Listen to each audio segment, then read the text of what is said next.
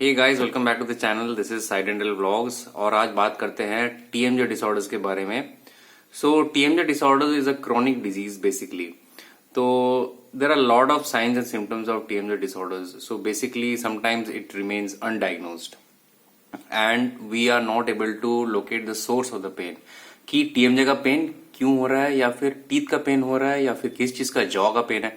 So there are 3-4 types of complaints what patient से to you. सबसे पहले patient सबसे पहले तो 2-3 चीजें होती हैं कि सबसे पहले पेशेंट आएगा, आपको बोलेगा कि सर मेरे पूरा lower jaw is Penning. Okay, तो आप बोलोगे कि अच्छा, आप टीथ चेक करोगे, सारा टीथ नॉर्मल है, ऊपर का टीथ चेक करोगे, सब नॉर्मल है। आप बोलोगे कि आपके दांत में मैल जम गया है, स्केलिंग करवा लीजिए।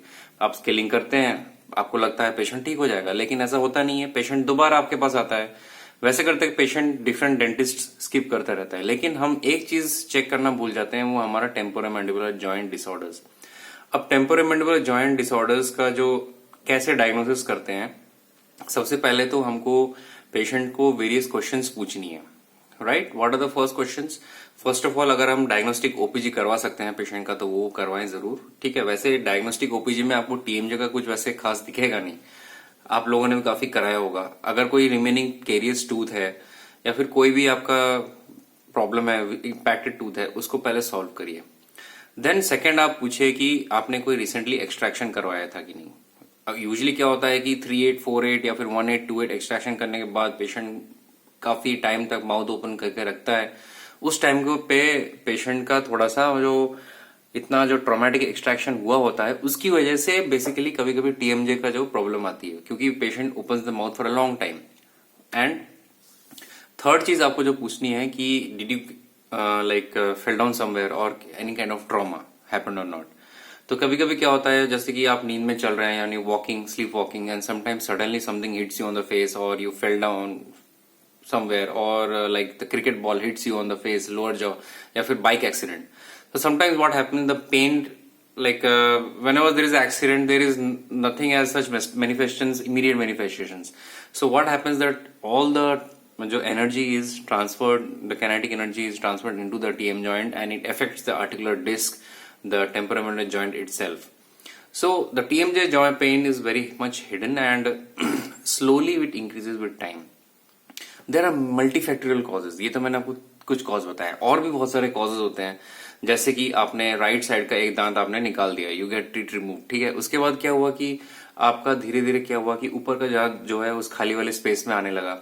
उसके वजह से आपका क्या हुआ, टोटल जो ऑक्लूजन है बिगड़ने लगा, क्योंकि जो आप जहां पे आपने दांत निकाला है वहां पे गैप क्लोज होता है। फिर आपकी बाइट आप सिर्फ उस साइड से नहीं कर पाते हो, खाली ऑपोजिट साइड से बाइट करते हो। वैसे करते करते क्या होता है कि आप एक साइड से खाने लगते हो और एक साइड से नहीं खाते हो। तो डिसयूज एट्रोफी, मतलब कि एक साइड से खा रहे हो तो एक साइड की मसल्स ज्यादा एक्टिव है, दूसरी साइड की मसल्स वीक हो गई हैं। तो क्या हो गया कि आपको राइट या लेफ्ट साइड के जॉइंट में पेन हो सकता है। तो इसमें क्या होता है कि भगवान ने हमको full set of jaw teeth दिया है, तो टीथ को कभी ऐसे नहीं कि हमको बेमतलब निकालना चाहिए। जितना हो सके टीथ को अगर आप प्रिवेंट करके रख सकते हैं आरसीटी करके, तो सबसे बेस्ट तरीका है वो। और फिर भी अगर आपने दांत निकलवा दिया है तो उसको इमीडिएटली जैसे रिप्लेस करवाइए। आइदर आप आरपीडी लगाइए, आपके पास पैसे नहीं है तो, या फिर इम्प्लांट लगाइए, या फिर एफपीडी लगाइए, बट रिप्लेस कराइए। अगर नहीं रिप्लेस कराएंगे तो जॉइंट प्रॉब्लम आएगा। अब इसका ट्रीटमेंट हम कैसे करें? सिम्टम्स, ये तो मैंने बोल दिया रीजन। अब सिम्टम्स, ट्रीटमेंट इसके बाद आएगा। सिम्टम्स मतलब कि early morning stiffness in the joint, right. Then whenever you're opening or closing the mouth, then उस time पे there will be clicking of the mouth of the TMJ, ऐसे like cuts when sounds will come. And sometimes what will happen, I have even seen patients की patient करता है और automatically जो patient का जो जबड़ा है dislocate हो जाता है। Then patient again they just push it and it goes back inside the joint cavity. तो उसको बोलते हैं subluxation, TMJ subluxation. Now these are the various factors which causes TMJ disorders and trigger point pain. Patient को यहाँ touch करने से pain होगा, TM joint में टच करने में पेन होगा, एंड लोअर जॉ में टच करने से पेन होगा। Then back of the neck, sternocleidomastoid muscle, ये जो पूरा मसल्स है, इवन शोल्डर्स में भी रेडिएटिंग पेन हो सकता है टीएमजे पेन की वजह से। तो ये अगर आपको हो रहा है रिपीटेडली तो जरूर आप डेंटिस्ट के पास जाएं। और जो क्लिकिंग नॉइज है, काफी लोग अब ये भी करते हैं कि चलो मैं थोड़ा चिंगम चबा लेता हूं तो मेरा जॉइंट मूवमेंट हो जाएगा अच्छे से और सब ठीक हो जाएगा, लेकिन ऐसी गलत बात है, ऐसा नहीं करना चाहिए। उससे क्या होता है कि आपको टीएम जॉइंट और ज्यादा होती है। अब जो जॉइंट है उसके बीच में एक कार्टिलेज रहता है, राइट, तो वो कार्टिलेज में कभी कभी डिस्ट्रप्शन हो जाता है। तो काफी लोग ऐसे क्या करते हैं कि अच्छा मैं आ करके देखता हूँ मेरे ऐसे करने से आवाज होता है कि नहीं, ऐसे करने से आवाज होता है नहीं, कि इतना मुंह खोलने से आवाज करता होता है कि नहीं। तो ये सब टोटली बंद करना चाहिए आपको। नेक्स्ट जो चीज आ रही है वो है कि आपको क्या क्या मेडिकेशन लेना है, किस तरीके से आप इसको अवॉइड कर सकते हैं, क्या क्या प्रिवेंटिव मेजर्स हैं। तो अगर आपके दांत में, जो मैंने बताया, अगर आपने दांत निकलवाए तो दांत रिप्लेस करवाइए। अगर आपने दांत आपके टेढ़े मेढ़े हैं या फिर आपके ऑक्लूजन में नहीं है, ठीक से आप च्यू नहीं कर पा रहे, तो ऑर्थोडोंटिक ट्रीटमेंट करवाइए। ऑर्थोडोंटिक ट्रीटमेंट से आपका टीथ अलाइनमेंट में आएगा और आपका अपर जॉ लोअर जॉ ठीक से बैठेगा और आपका जो टीएम जॉइंट भी है वो सही से आपका फिट होगा, तो पेन नहीं होगा। अगर आपका over closure of the mouth हो रहा है, जैसे काफी लोग पान गुटखा ये सब खाते हैं तो दांत घिस जाते हैं, तो माउथ ओवर क्लोज होने लगता है। जब ओवर क्लोज हो रहा है तब भी जॉइंट पे स्ट्रेस पड़ता है।